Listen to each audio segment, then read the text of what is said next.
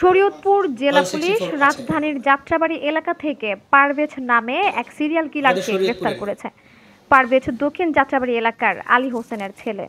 সে গত ১৬ জুন দুপুর ১টার দিকে শরীয়তপুরের নড়িয়া উপজেলার লোংসিং গ্রামের অটোচালক কালু মালের স্ত্রী আকলিমা বেগমকে বটি দা দিয়ে কুপিয়ে হত্যা করে ঢাকায় পালিয়ে যায়। ক্লুলেস এই হত্যাকাণ্ডের তদন্তে নামে জেলা পুলিশ। তথ্য প্রযুক্তি ব্যবহার করে ৭ দিনের মধ্যে পুলিশ হত্যাকারীকে ২৯৬ দক্ষিণ যাত্রাবাড়ি থেকে গ্রেফতার করেছে। জিজ্ঞাসাবাদে সিরিয়াল কিলার পারভেজ হত্যার কথা স্বীকার করেছে। এই বিষয়ে আদালতে স্বীকারোক্তিমূলক জবানবন্দিও প্রদান করেছে সিরিয়াল কিলার পারভেজ। এর পূর্বে ২০১৬ সালের ২৫ জুন পরি আক্তার নামে এক নারীকে একই পদ্ধতিতে হত্যা করেছে। সেই মামলায়ও চলমান রয়েছে।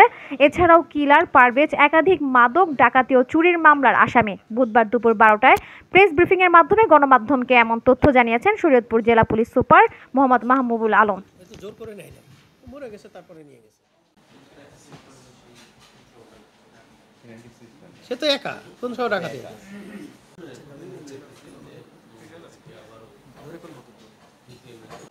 পবিত্র ঈদুল আজহার আগের দিন অর্থাৎ ১৬ তারিখে ১৬ই জুন প্রকাশ্য দিবালোকে ঘরের ভেতর একজন মধ্যবয়সী নারীকে নড়িয়া থানার শরীয়তপুর জেলার নড়িয়া থানার লোনসিং গ্রামে তাকে নৃশংসভাবে হত্যা করা হয়।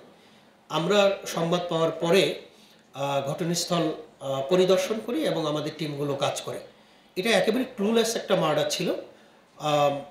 মার্ডারের ধরন এবং আশেপাশের যারা সাক্ষ্য ছিল, বিশেষ করে যিনি হত্যাকাণ্ডের শিকার হয়েছেন তার স্বামী এবং তার মেয়ের সাথে কথাবার্তা বলে আমরা একজন সাসপেক্ট পাই এবং তার পিছনে আমাদের টিমগুলো কাজ করে।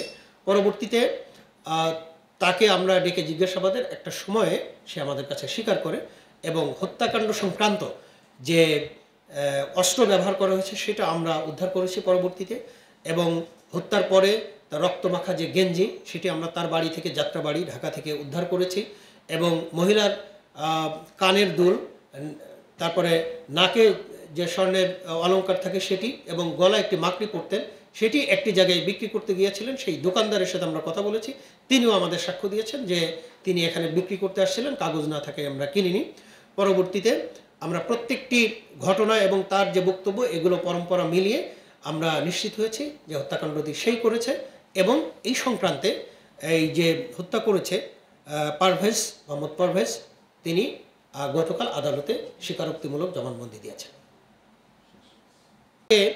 এই হত্যাকারী আরও একটি মহিলাকে একইভাবে ২০১৬ সালে হত্যা করেছে, এবং আমাদের সার্বিক বিবেচনায় যেটা মনে হচ্ছে যে he is a kind of serial killer, কারণ তার মডাস অপারেন্ডি একই রকমের। পাশাপাশি তার বিরুদ্ধে চুরি এবং মাদকের একাধিক মামলা রয়েছে।